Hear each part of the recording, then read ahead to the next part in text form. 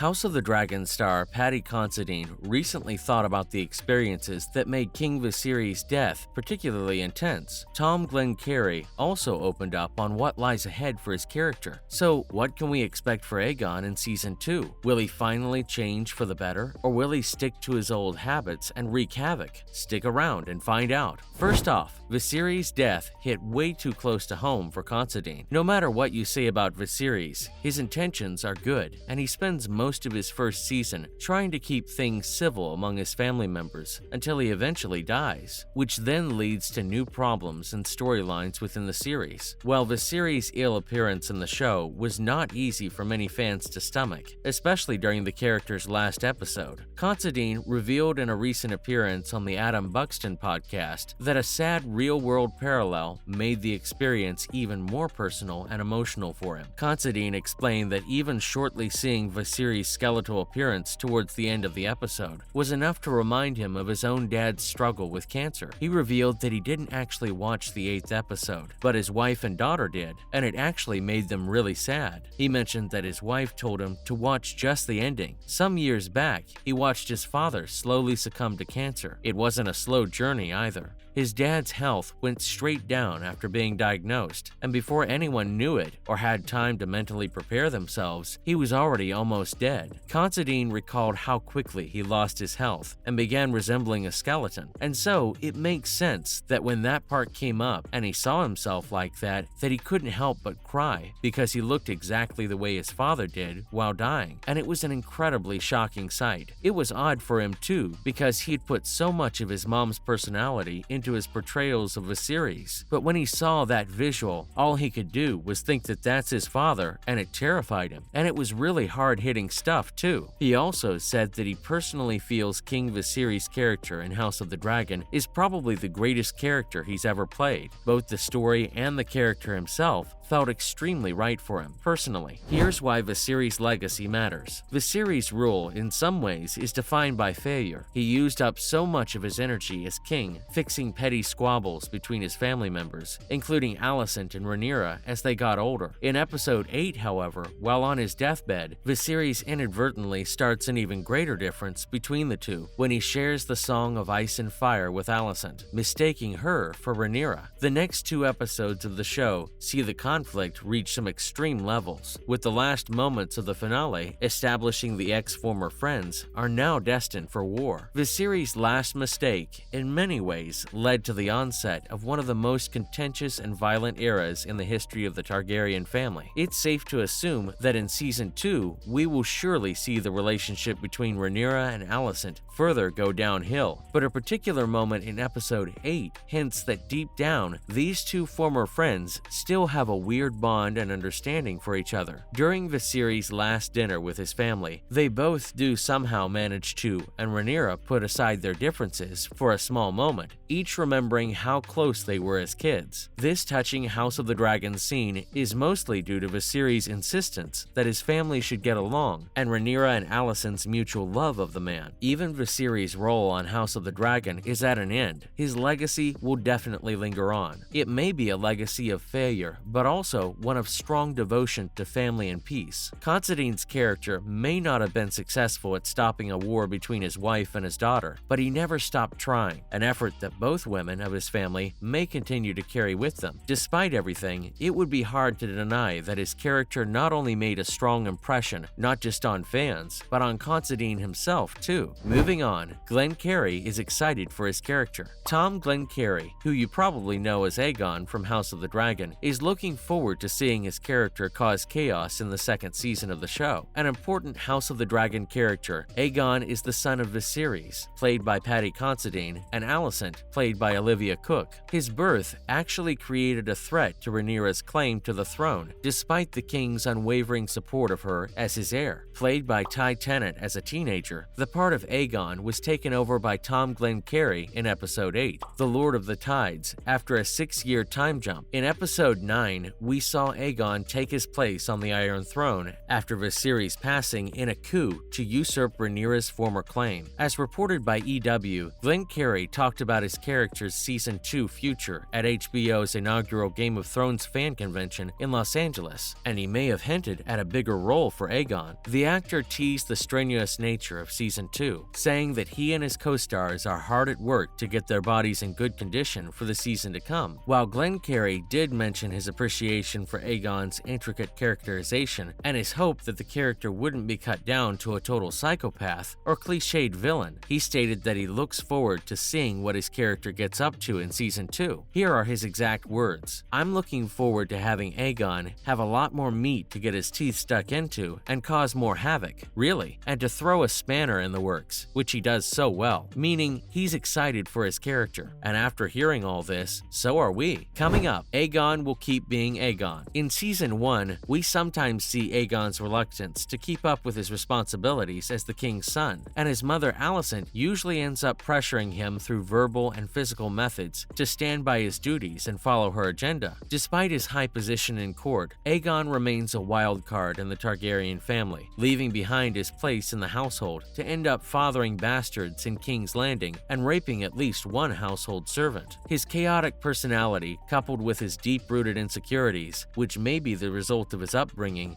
put the family's name and reputation at risk, and they also shed light on Alicent's hypocrisy. Even though Rhaenyra's status as heir came before Aegon's role as the king's firstborn son, Alicent was also seen thinking of the future throughout the show, concerned that her son's existence was a threat to Rhaenyra that could put her family in danger, along with also desiring the control that would come with her son in power. Matters came to a head when Alicent set up her eldest son on the Iron Throne after Viserys' death, despite his many problems. This choice will put the dangerously unstable Aegon in a powerful position in Season 2, as well as starting the Targaryen Civil War. Glenn Carney's comments are also a sign that Aegon doesn't have any plans of taming down and will keep being chaotic in the coming season, maybe by ignoring his mother's demands and those of his council to instead go after his own interests. The HBO series has already strayed plenty from the novel by George R.R. Martin, which may mean that Aegon will turn into a more pivotal figure in the wars to come in the series. Judging by the smirk on his face when the kingdom roared at his coronation, in Season 2, we could get to see a previously indifferent Aegon grow into his newfound power, which would probably be a total disaster for Westeros. Finally, Aemon and Vhagar's deadly mistake actually proved Viserys right. It's no secret that Aemon can't control Vhagar, as was made obvious during a crucial moment that was set up by an important Viserys dialogue in Episode 1 of the series. Bonds with dragons raise the Targaryens a notch above humans within Westeros, but there are obviously going to be consequences of having such insane and catastrophic power. In no moment is this more obvious than when Vhagar murders Viserys and Arrax in House of the Dragon Season 1 finale. Despite Aemon Targaryen's orders to make Vhagar cease attacking, the war-experienced dragon actually goes against the commands of her rider and wraps her mouth around Viserys and Arrax, thus killing off the Civil War. Even though House Targaryen's dragon's riders know how to train, tame, and create magical bonds with the creatures, doesn't mean any man has what it takes to practice complete control of a dragon. King Viserys had already warned Rhaenyra of this possibility all the way back in the season premiere. When telling Rhaenyra about Aegon's Song of Ice and Fire dream, Viserys actually straight up says that it's delusional to think that any of them can control the dragons, and they're not a force to be messed with or taken lightly. Arrax disobeys Viserys and breathes fire on Vhagar. Plus, Aemon not being able to control Vhagar's response were the very things Viserys feared. Targaryens can't completely control dragons. Even though we never see him atop one during the show, we know that King Viserys was a dragon rider for some time. He had a bond with Aegon the Conqueror's dragon, Balerion the Black Dread, who was the biggest and most ancient dragon in Westeros history at the time. The old dragon died just a year year after Viserys first claimed and rode him, giving the future king a small career as a dragon rider. If he really wanted to, he could have claimed riderless dragons like Vhagar, Silverwing, or Vermithor, but he knew what an unpredictable liability they were. Ryan Condal, one of the showrunners, revealed that Viserys never rode another dragon after Balerion because he understood the true power of the dragons and didn't want to meddle with them at all anymore. He also didn't get cocky and think he could control them, a mistake he tried to keep others from making too. Who's your favorite character from House of the Dragon? Let us know in the comments below. That's it for today. If you liked the video, please leave a like, share, and subscribe to our channel for more awesome content just like this.